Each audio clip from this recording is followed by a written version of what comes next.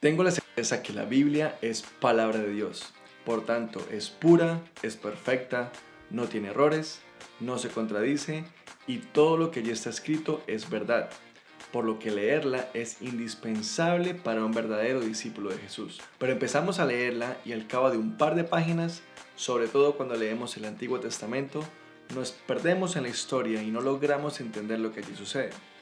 En este video quiero hacer un recuento sobre el desenlace de la historia en el Antiguo Testamento que te sirva como base cuando leas esta porción de la Biblia.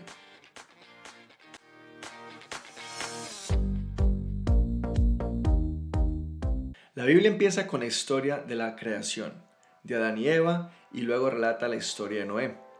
Luego, Dios llama a Abraham y le promete ser padre de una gran nación. Abraham tiene un hijo con Sara, su nombre es Isaac. Isaac tiene hijos gemelos, Esaú y Jacob, pero Jacob obtiene la bendición de la primogenitura. Jacob luego tiene un encuentro con Dios y se convierte en Israel, que es su nuevo nombre y su nueva identidad. Jacob, o mejor dicho, Israel, tiene 12 hijos, de donde se originan las 12 tribus de Israel. José, el hijo preferido de Jacob, termina siendo vendido a los egipcios y por vueltas que da la vida, José termina siendo la mano derecha del faraón egipcio y salva a toda la humanidad de una gran sequía y escasez. Israel y sus otros 11 hijos terminan mudándose y viviendo en Egipto, al lado de José. Allí en Egipto, los descendientes de Israel, es decir, los israelitas, incrementan en número y se convierten en una gran nación dentro de Egipto.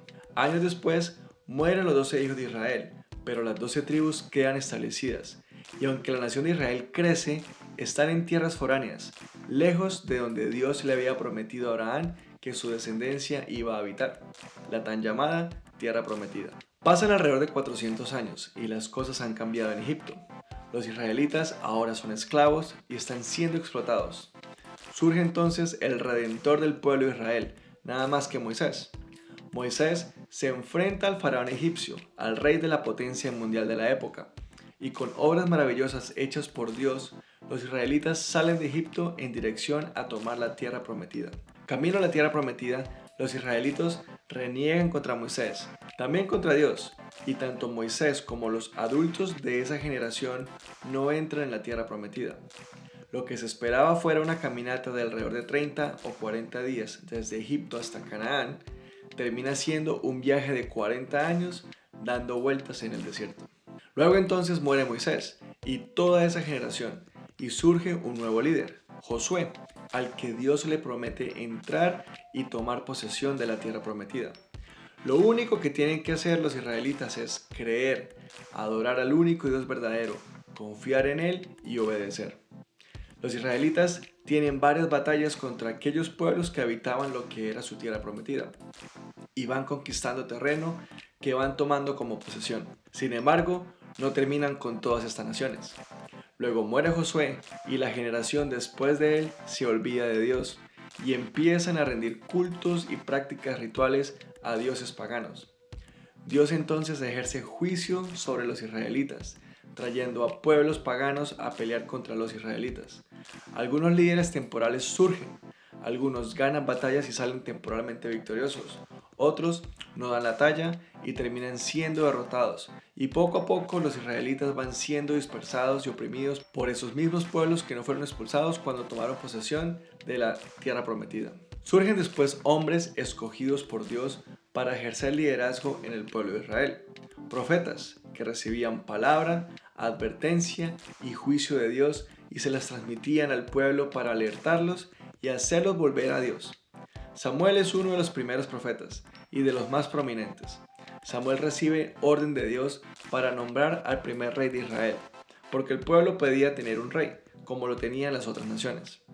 Samuel nombra a Saúl como el primer rey de Israel, y aunque Saúl empieza bien, termina mal. Luego entra en escena David, tal vez el más reconocido rey de Israel, quien conquista y libera a Israel de la amenaza de otros pueblos. Muere David, entra en escena ahora Salomón, hijo de David, quien goza principalmente paz en Israel, construye el gran templo de Dios que se convierte en el centro religioso de oración más importante para la nación de Israel. Durante esta época, Israel goza de abundancia, reputación y es reconocida como una potencia por otros reinos. Muere Salomón, quien empezó bien, pero terminó mal, y entra en escena Roboán, hijo de Salomón. Roboán toma malas decisiones que terminan dividiendo al pueblo israelita, y ahora surgen dos reinos, el pueblo del norte, también llamado Reino de Israel, y el pueblo del sur, también llamado Reino de Judá. El reino de Israel estaba compuesto de 10 tribus, el de Judá estaba compuesto por solamente 2. Israel se portó peor que Judá, principalmente porque se prostituyeron espiritualmente, adorando a dioses paganos y haciendo todo lo que desagrada a Dios. A medida que surgían reyes en Israel, la situación en esa zona iba de mal en peor.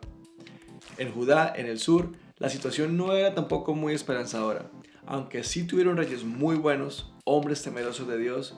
En términos generales, el pueblo de Judá también iba tras dioses paganos y haciendo lo que desagrada a Dios.